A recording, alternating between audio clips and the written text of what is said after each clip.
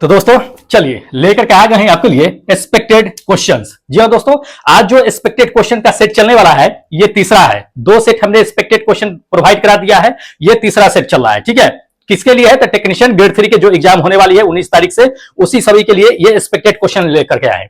तो इस सेट में, तीसरे नंबर सेट में दोस्त, इसमें बहुत सारे जो है एक्सपेक्टेड क्वेश्चंस डाले गए हैं, इसलिए दोस्त शुरू से अंत तक के देख लीजिएगा, क्योंकि आप लोगों का एग्जाम है और हो ना हो कि दोस्त इसमें से बहुत सारे क्वेश्चन मैच भी कर जाए, इसलिए बिल्कुल मिस मत कीजिएगा, शुरू से अंत तक के देख लीजिएगा। ठीक है, छोटा क्वेश्चन हो या बड़ा क्वेश्चन हो दोस्त, छोटा घाव या बड़ा घाव जख्म गहरा देके जाता है, इसलिए बिल्कुल मिस मत कीजिएगा, शुरू से अंत तक के देख लीजिएगा। ठीक है, थोड़ा वक्त लगेगा, इससे ज्यादा कुछ नहीं लगेगा, पैसे पे नहीं ना कर रहे हैं, थोड़ा सा वक्त दे रहे हैं, दे लीजिए, क्योंकि हो सकता है कि दोस्त इससे रिलेटेड क्वेश्चन कहीं आपके एग्जाम में ना आ जाए, फिर आप मिस कर दीजिएगा। ठीक है, चलिए ज्यादा देरी नहीं करते हैं, इस सेट नंबर 3 में दोस्त जो भी क्वेश्चन सिलेक्टेड हम करके लेकर आए हैं एक्सपेक्टेड क्वेश्चंस, उसको हम एक एक करके देखना शुरू करते हैं। देखिएगा क्वेश्चन नंबर फर्स्ट, देख लीजिए, ये क्वेश्चन नंबर फर्स्ट है दोस्त। ये चीज कह रहा है कि खिड़की या घरेलू क्लीनर होता है या परफ्यूम होता है, ठीक है, उसका उपयोग जो है हम लोग करते हैं, तो उसका उपयोग जो बोतल जो रखा होता है तो वो जो है किस पे काम करता है, हमें ये जानना है। ठीक है, तो इसको ध्यान से देखिए और बताइए कि स्प्रे वाली बोतल जो होती है या क्लीनर हो या परफ्यूम हो या जितने भी स्प्रे करने वाली चीजें हो, वो किस नियम पे, किस सिद्धांत पे काम करती है, हमें ये चीजें बताना है। देखिए करेक्ट आंसर आपको बताते हैं दोस्त, ये सेकंड नंबर होगा। क्या? बर्नौलीज के सिद्धांत पे। देखिए जितने भी स्प्रे करने वाली चीजें होती है या आपको कह देते हैं कि पानी निकलने वाली पाइपें होती हैं, वो सभी जो है जान लीजिए कि किस सिद्धांत पे काम करती है, बर्नौलीज के सिद्धांत पे काम करती है। ठीक है, ये आपका सेकंड नंबर बिल्कुल करेक्ट आंसर होगा। देखिए बर्नौलीज के सिद्धांत पे क्या कहा गया है, ये चीजें कहा गया है कि मान लीजिए कि किसी भी द्रव वाला जो है पाइप हो या कोई भी हो, स्प्रे वाला चीजें हो, अगर उस पे क्या होगा ना कि द्रव का अगर स्पीड तेज होगा तो उसका प्रेशर कम हो जाएगा, और द्रव का स्पीड अगर जो होगा, वेलोसिटी जो होगा वो अगर कम होगा तो यहां पे प्रेशर ज्यादा होगा। मतलब दाब जो होता है वो द्रव के, लिक्विड के स्पीड जो वेलोसिटी होती है उसके व्युत्क्रमानुपाती होती है। ठीक है, जैसे मान लीजिए कि एग्जांपल के तौर पे समझते हैं कि जैसे स्प्रे वाला बोतल हो गया, तो स्प्रे जब बोतल करते हैं तो स्प्रे जैसे ही उसका दबाते हैं, दबाव डालते हैं, वैसी पानी क्या निकलती है, एकदम स्पीड से निकलती है। यहाँ दबाव क्या होता है, धीरे धीरे कम हो जाता है, तो जितना स्पीड से निकलता है पानी उतना यहाँ पे दबाव धीरे धीरे कम हो जाता है। या सपोज दैट सेकेंड नंबर आपको एग्जांपल देके बताते हैं कि जैसे मान लीजिए कि एक पाइप है, पानी बह रही है, इसको पाइप को क्या कीजिए कि बंद कर दीजिए। बंद कीजिएगा तो प्रेशर क्या होगा, यहाँ पे बहुत ज्यादा बन जाएगा, प्रेशर बहुत ज्यादा बन जाएगा, क्योंकि यहाँ पे पानी का वेलोसिटी क्या हो गया, 0 हो गया। जैसे ही इसको छोड़ देंगे वैसे ही पानी एकदम तेजी से निकलेगा, स्पीड एकदम तेजी से होगा, तब यहाँ पे प्रेशर क्या होगा, प्रेशर कम हो जाएगा। तो दबाव जो होता है वो लिक्विड के, कोई भी तरल पदार्थ के वेलोसिटी के व्युत्क्रमानुपाती होती है, ये बर्नौलीज के सिद्धांत के अनुसार काम करती है। ठीक है, तो इसको ध्यान रखिएगा, पूछे जा सकते हैं, बर्नौलीज थ्योरम से रिलेटेड क्वेश्चन पूछे जा सकते हैं। चलिए सेकेंड नंबर देख लीजिए दोस्त। सेकेंड नंबर ये कह रहा है कि निम्नलिखित में से किसमें कहता है कि भौतिक राशि का मापन इकाई नहीं है। ठीक है, इन चारों ऑप्शनों को देख करके बता दीजिए। अब बताइए कि किसका भौतिक मापन इकाई, मतलब कि आपका जो है मेजरमेंट यूनिट नहीं है, इसमें किसका मेजरमेंट यूनिट नहीं है।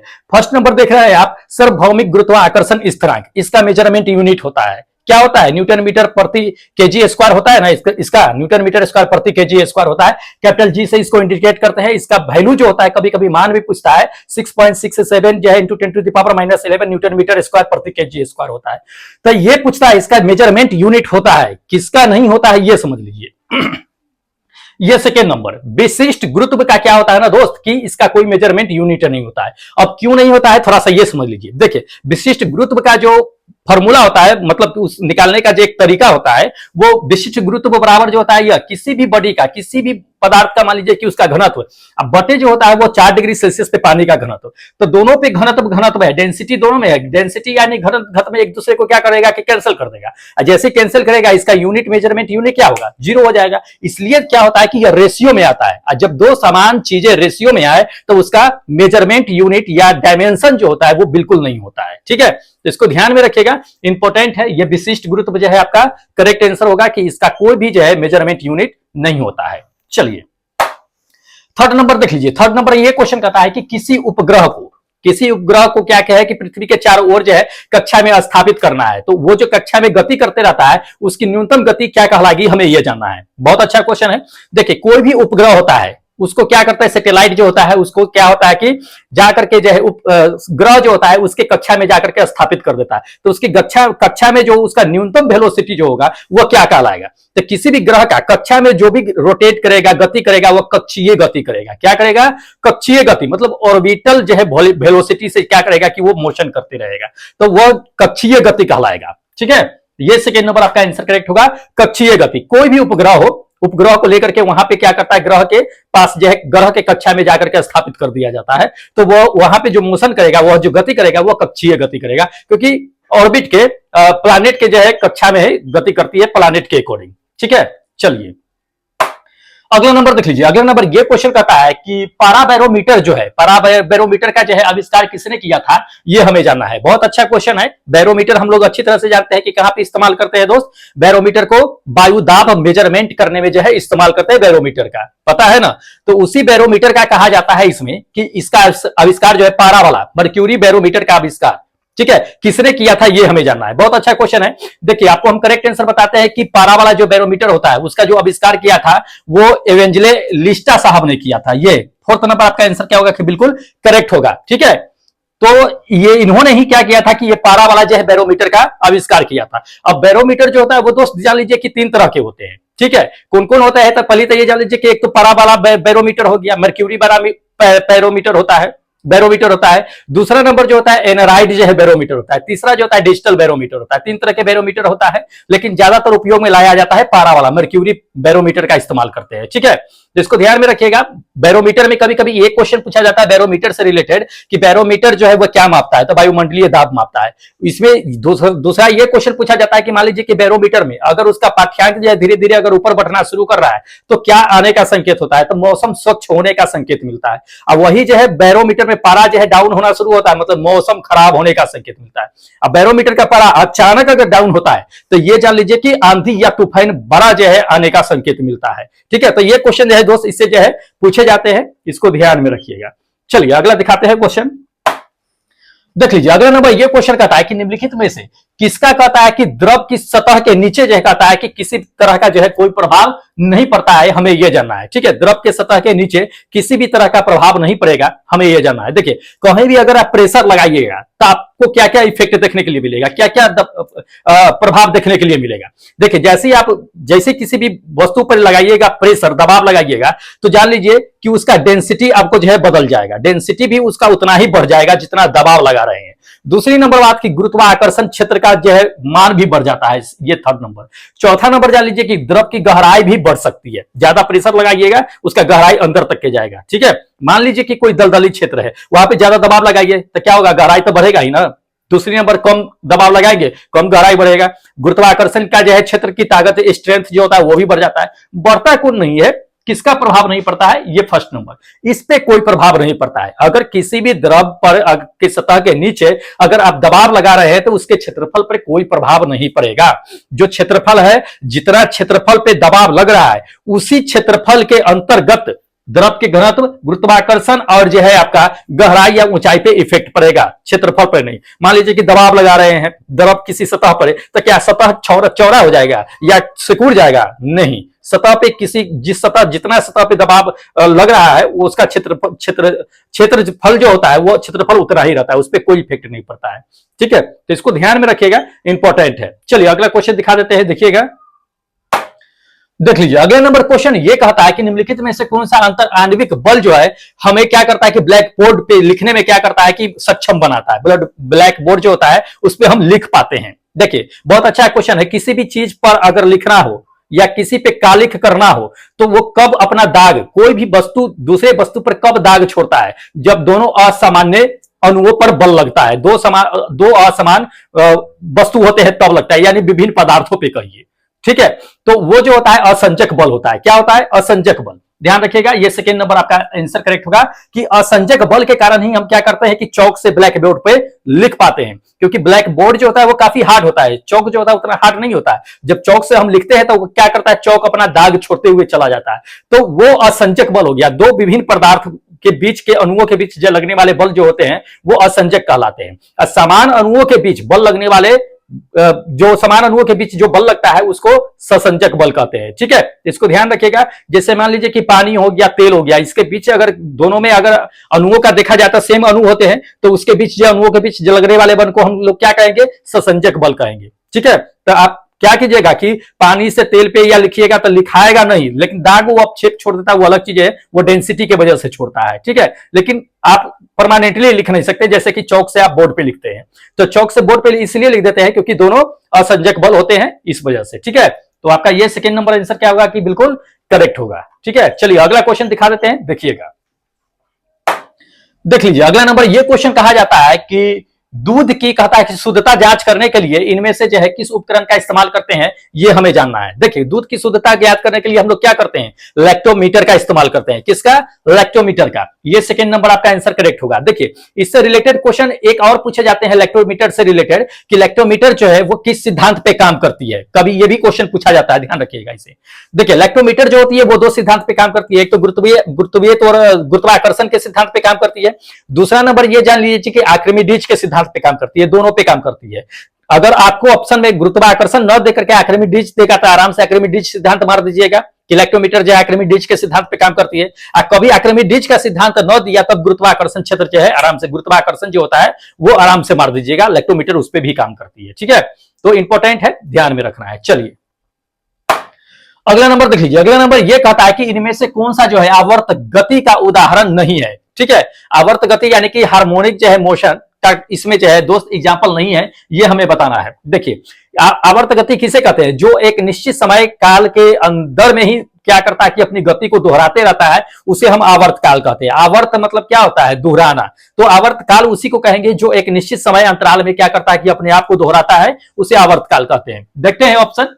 पहला नंबर देख लीजिए। पहला नंबर ये कहता है कि सूर्य के चारों ओर पृथ्वी का गति एक निश्चित समय काल होता है जो 365 दिन जो है होता है, आराम से जो है चक्कर लगा लेता है। ठीक है, तो ये तो करता ही है, निश्चित गति होती है।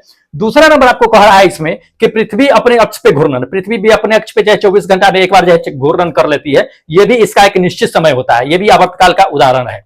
तीसरा नंबर देख लीजिए। तीसरा नंबर कहता है कि घड़ी के मिनट वाली सुई का गति, तो घड़ी वाले मिनट का सुई हो, चाहे सेकेंड वाली सुई हो, चाहे घंटे वाली सुई हो, उसका गति जो होता है एक आवर्त गति होती है, क्योंकि वो भी एक निश्चित समय अंतराल में अपने आप को दोहराती है। ठीक है, तो इसमें से अगर देखा जाए तो आवर्त गति तो सब है, तो इसके अकॉर्डिंग जो है फोर्थ नंबर आपका आंसर करेक्ट होगा। ठीक है, कि उपयुक्त में कोई नहीं, ध्यान रखना है दोस्त, इंपॉर्टेंट है। चलिए अगला नंबर देख लीजिए। अगला नंबर यह कहता है कि ध्वनि तरंग के दो क्रमागत कहता है कि संपीड़न या विरलन के कहता है कि द्वारा जो है एक निश्चित बिंदु को पार करने में जो समय लगता है उस समय को क्या कहते हैं? बहुत अच्छा क्वेश्चन है। ध्वनि का तरंग जो जब चलता है तो ध्वनि का तरंग जब चलता है तो वो लंबवत नहीं चलता है, ध्यान रखिएगा। ध्वनि का तरंग लंबवत नहीं चलता है, जब वो चलता है तो उसके संपीड़न, दो संपीड़न या दो विरलनों के बीच की दूरी को तरंगधर्ज कहते हैं, ध्यान रखिएगा। और उसको पार करने में जो समय लगती है दोस्त, उसको आवर्तकाल कहते हैं। क्या कहते हैं? आवर्तकाल। तो ऑप्शन में देखिएगा आवर्तकाल तो इसमें दिया नहीं है, कौन सा चीज मारे हम, तो उसे हम समय अवधि मार सकते हैं, समय अवधि को भी आवर्तकाल में हम काउंट करते हैं। ठीक है, ये सेकंड नंबर आपका आंसर करेक्ट होगा कि समय अवधि, टाइम पीरियड। ठीक है, आवर्तकाल कहिए या टाइम पीरियड, समय अवधि कहिए, दोनों बात बराबर ही है।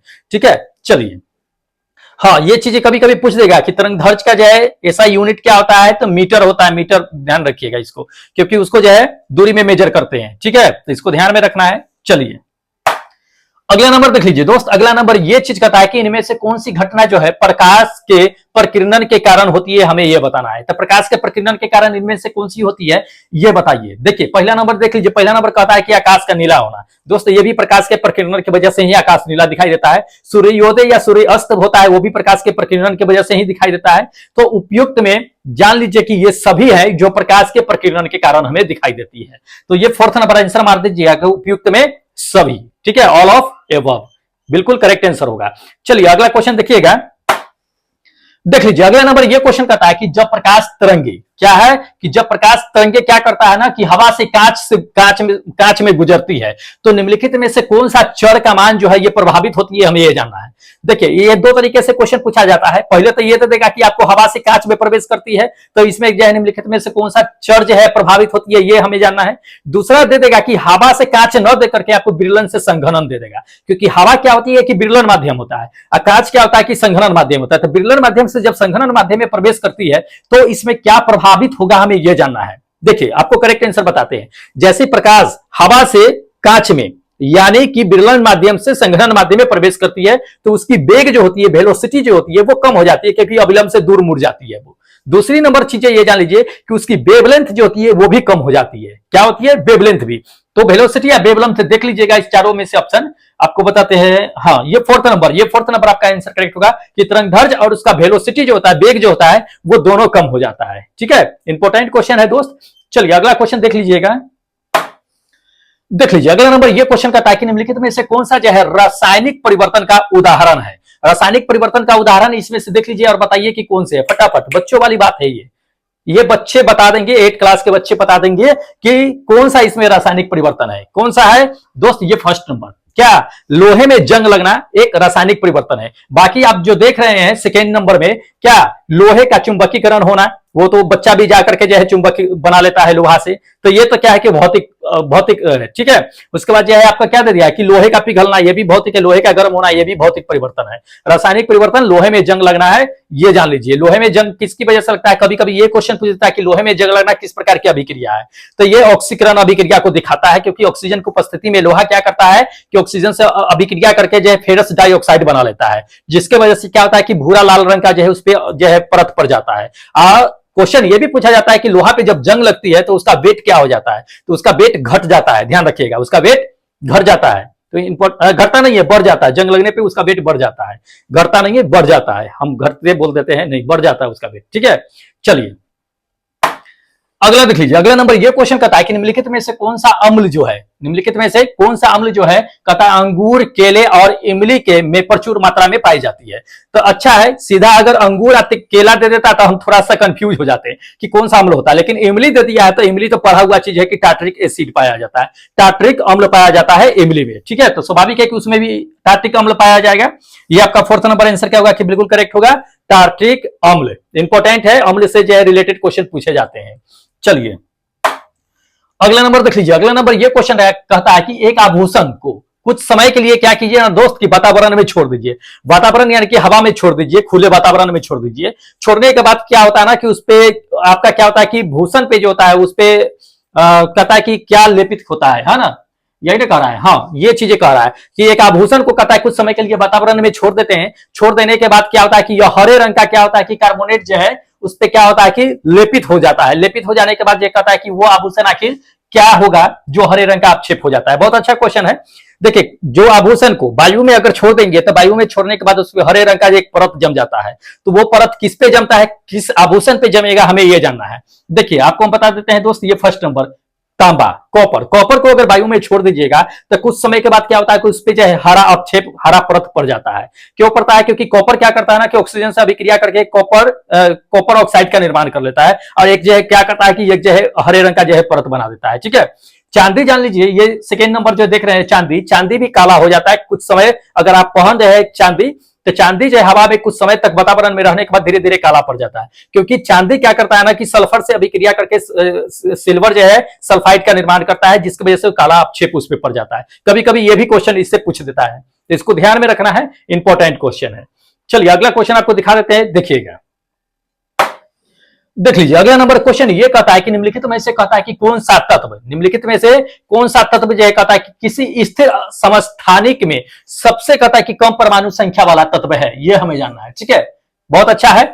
स्थिर समस्थानिक में सबसे कम परमाणु संख्या वाला तत्व हमें जानना है कि कौन सा है। देखिए इन चारों ऑप्शनों में से आपको हम करेक्ट आंसर बताते हैं दोस्त। ये फर्स्ट नंबर टेक्टेनियम। टेक्टेनियम क्या है ना कि समस्थानिक में, वो भी स्थिर समस्थानिक में सबसे कम परमाणु संख्या वाला जो है तत्व है। अब थोड़ा सा ये जान लीजिए कि आखिर टेक्टेनियम का परमाणु संख्या होता है कितना है दोस्त। टेक्टेनियम का सबसे परमाणु संख्या जो होता है वो 43 होता है। कितना होता है? 43 होता है, जो स्थिर समस्थानिक परमाणु में सबसे कम संख्या वाला ये तत्व है। ठीक है, इसको ध्यान में रखिएगा, इंपॉर्टेंट है। चलिए अगला क्वेश्चन आपको दिखा देते हैं, देखिएगा। अगला देख लीजिए दोस्त। अगला नंबर ये क्वेश्चन कहता है कि निम्नलिखित में से कौन सा कहता है कि अल्कोहल के रूप में जो है भूमिका निभाता है, हमें यह जानना है। ठीक है, तो देखिए अल्कोहल मतलब अल्कोहल के किसके रूप में भूमिका निभाता है दोस्त? अल्कोहल के उत्पादन में, बियर के अल्कोहल के उत्पादन में महत्वपूर्ण भूमिका निभाता है, हमें यह जानना है। मतलब कि बियर जो बनती है तो उसमें जो अल्कोहल की मात्रा की भूमिका जो निभाती है इसमें कौन है महत्वपूर्ण, ये हमें जानना है। देखिए आपको करेक्ट आंसर इन चारों में से अगर देखा जाए तो ये आपका 4th नंबर आंसर करेक्ट होगा, ईस्ट। ईस्ट जो है बियर के उत्पादन में एक अल्कोहल के रूप में बहुत बड़ी जो है भूमिका निभाती है। ठीक है, ईस्ट क्या करता है कि किण्वनीकरण जो है करता है, किण्वनीकरण की प्रक्रिया के द्वारा ही क्या करता है ना दोस्त कि बियर जो है वो निर्माण होता है। ठीक है, तो इंपॉर्टेंट है, ध्यान रखना है।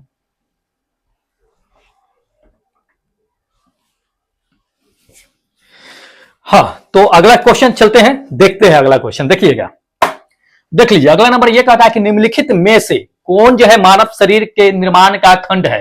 तो मानव शरीर के निर्माण का खंड हमें जानना है कि कौन सा है कौन नहीं है इन चारों ऑप्शनों में से। देखिए मानव के शरीर जो होता है वो किसके से बना हुआ है, तो अधिकांशतः जो है कहा जाता है कि जो है कोशिका, बिना कोशिका का शरीर जो है निर्माण हो ही नहीं सकता है। तो शरीर का हर एक कण जो है, हर एक पार्ट जो है, छोटा से छोटा पार्ट या बड़ा से बड़ा पार्ट, वो कोशिका से बना हुआ है। किससे? कोशिका से। ध्यान रखिएगा, ये सेकंड नंबर आपका आंसर क्या होगा कि बिल्कुल करेक्ट होगा, कोशिका से। अब कोशिका मतलब कि कई रूपों में पाया जाता है। कोशिका जो है अपने शरीर में सीधा एक ही कोशिका नहीं होता है, हर पार्ट का अपना अपना अलग अलग जो है कोशिका पाया जाता है। जैसे कि मान लीजिए मांसपेशी अलग हो गया तो मांसपेशी के लिए कोशिका अलग होता है, तंत्रिका तंत्र होता है उसके लिए कोशिका अलग होता है, तो तंत्रिका कोशिका परे होइएगा।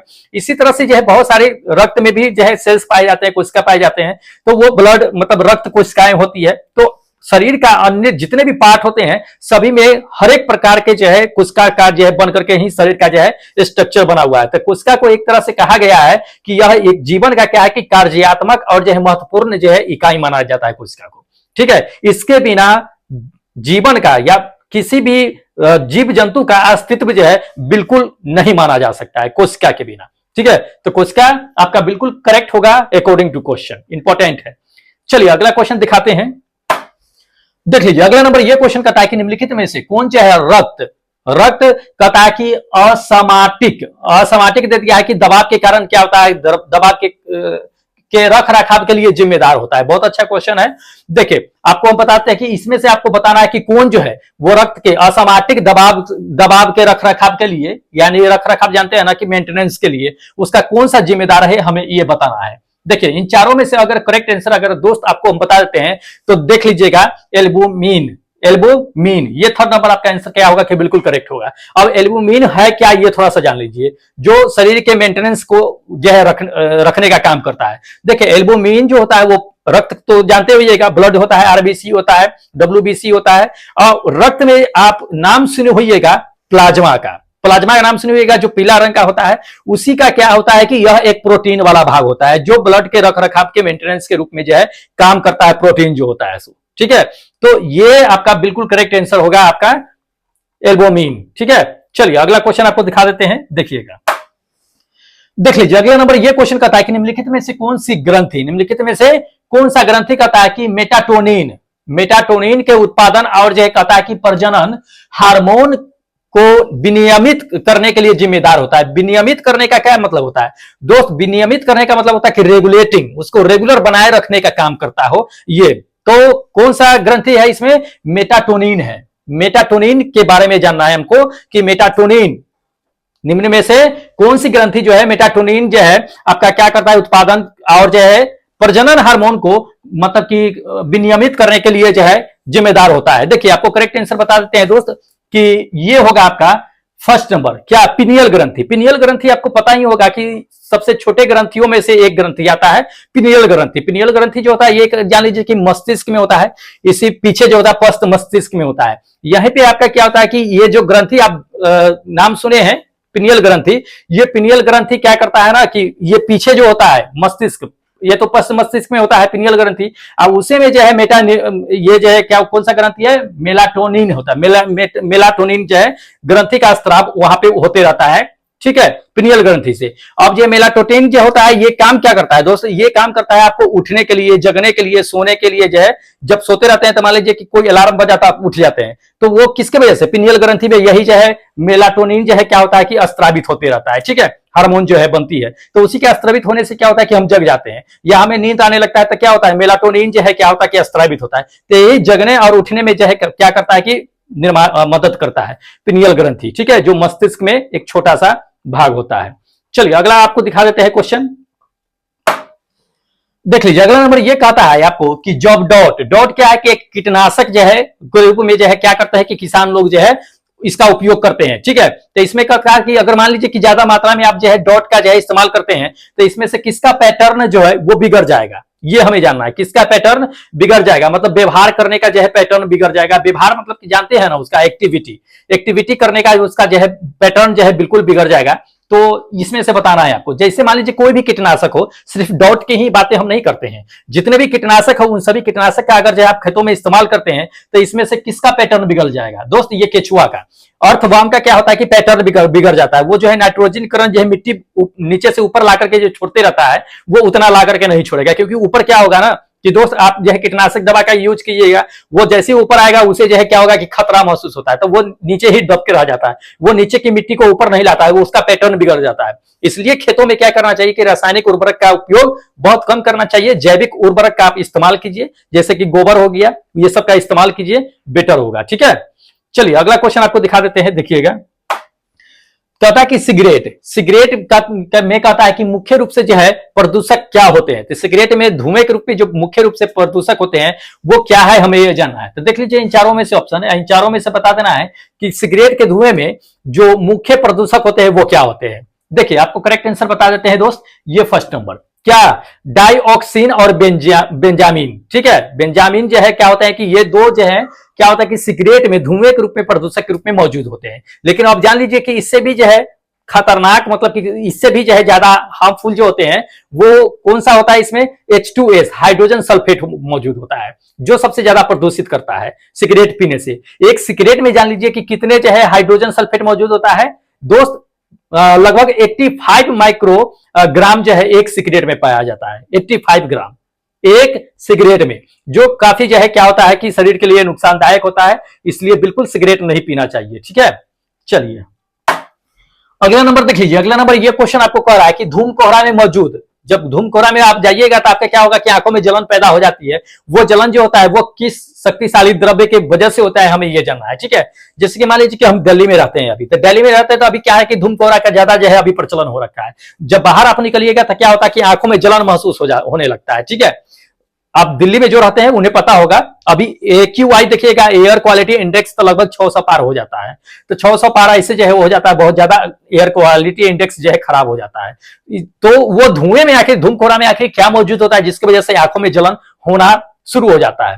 तो आपको बता देते हैं कि ये सेकेंड नंबर क्या, प्रोक्सी एक्सीड जो है नाइट्रेट, ये सबसे ज्यादा जो है होता है क्या होता है कि धुएं में मौजूद होता है। जब ये धुएं के साथ, धूम कोहरा के साथ हमारी आंखों में प्रवेश करते हैं तो यही सबसे ज्यादा क्या करते हैं कि जलन महसूस करते, मतलब जलन जो है देने लगता है इसके आने से। तो इसको ध्यान में रखिएगा, ये सबसे ज्यादा मौजूद होता है, ठीक है। चलिए अगला क्वेश्चन आपको दिखा देते हैं, देखिएगा।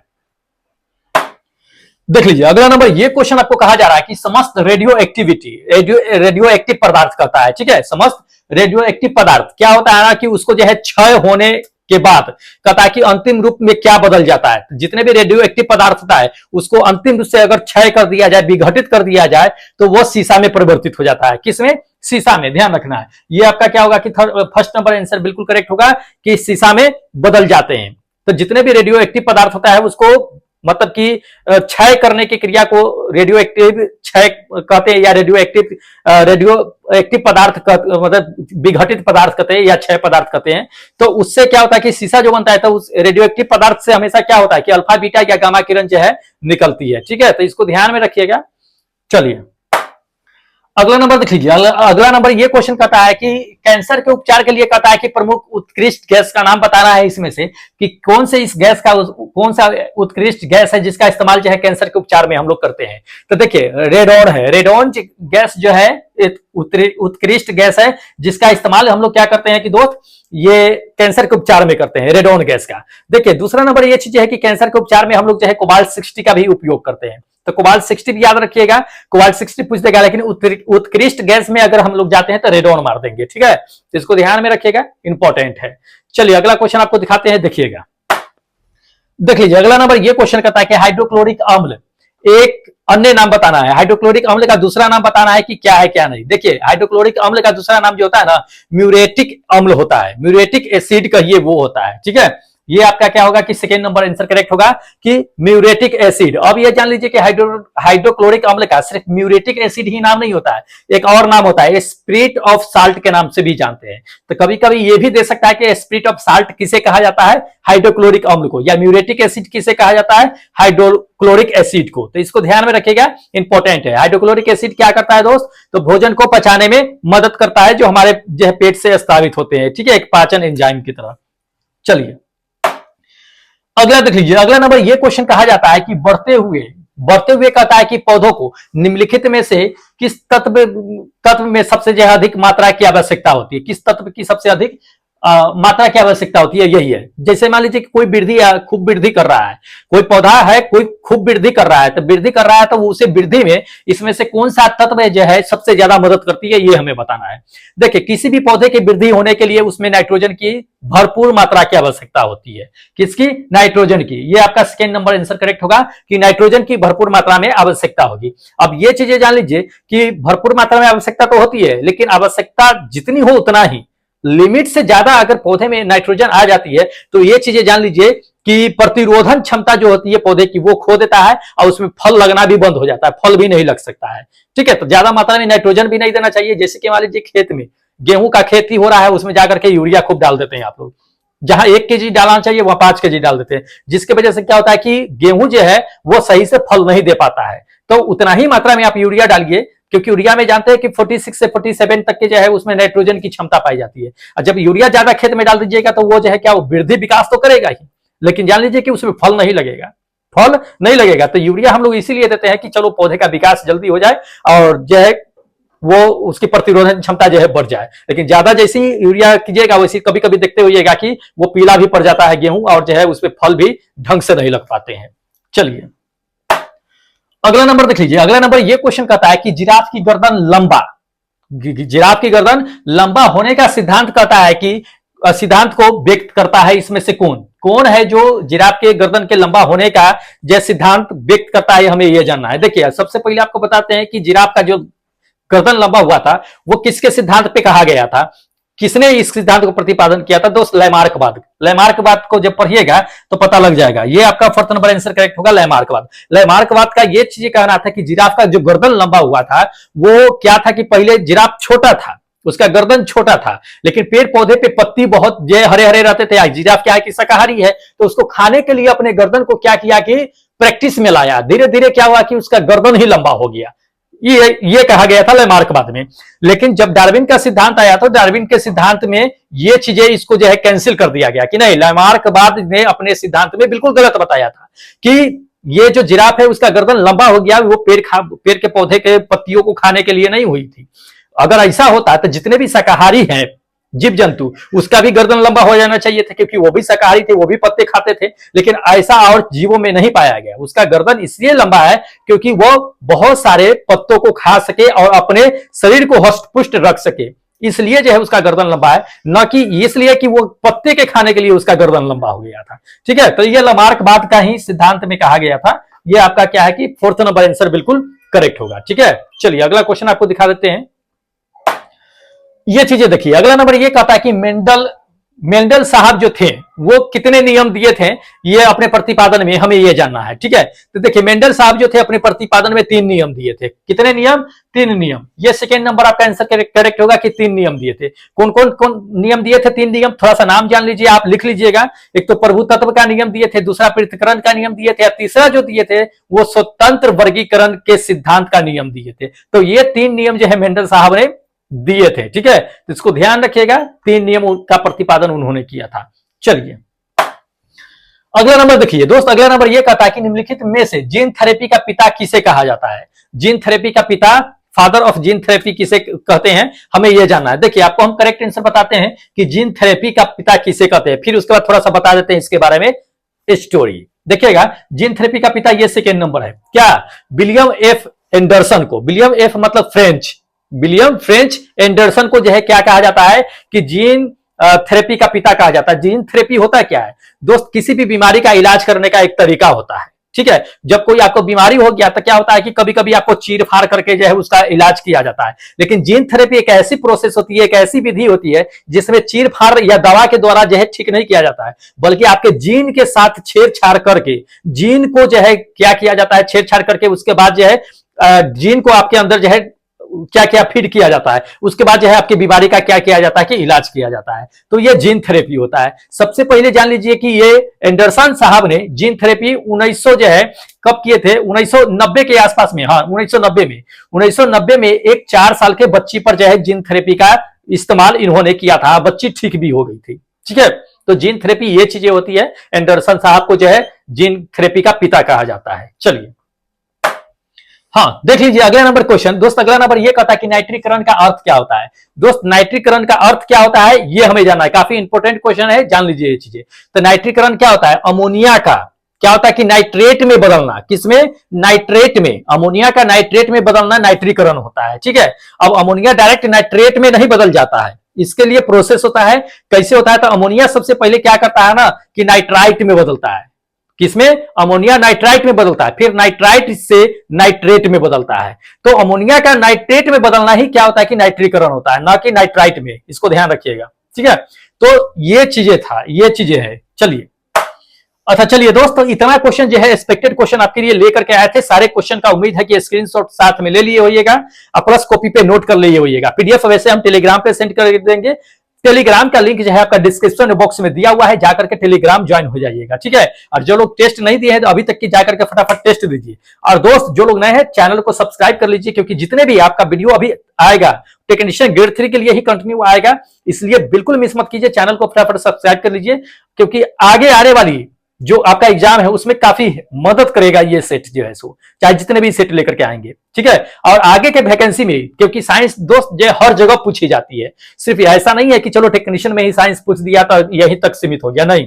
साइंस आपका, आप एसएससी में चले जाइए, या आपको बिहार के कोई भी एग्जाम, चाहे बीपीएससी, चाहे स्टेट किसी भी एग्जाम में चले जाइए, या कोई भी कंपटीशन लेवल में चले जाइए, एसएससी लेकर के, बैंक से लेकर के जो है दोस्त आपका रेलवे से लेकर के कोई भी एग्जाम हो, उसमें साइंस तो पूछा ही जाएगा। इसलिए साइंस को पूरा कमांड रखिए, साइंस पढ़िए, जरूरी है, क्योंकि अब समय वो गया इतिहास और भूगोल पूछने वाला। देख रहे हैं ना टेक्नीशियन में इतिहास भूगोल कितना पूछ रहा है, सो ज्यादातर साइंस, तो साइंस आपके फील्ड में ज्यादा जो है काम आ रहा है, इसलिए साइंस से ज्यादा क्वेश्चन दिया जा रहा है। आगे आने वाले समय में भी साइंस को ही प्रायोरिटी दिया जाएगा। ठीक है, तो इसलिए चैनल सब्सक्राइब कीजिए, क्योंकि हम स्पेशल साइंस का ही प्रिपरेशन कराते हैं और कराएंगे। ठीक है, चलिए अब क्या कीजिए कि फटाफट चैनल सब्सक्राइब कीजिए और हमें इजाजत दे दीजिए, क्योंकि फिर अगले दिन हम मिलेंगे एक नए वीडियो नए सेट के साथ। तब तक जय हिंद दोस्तों।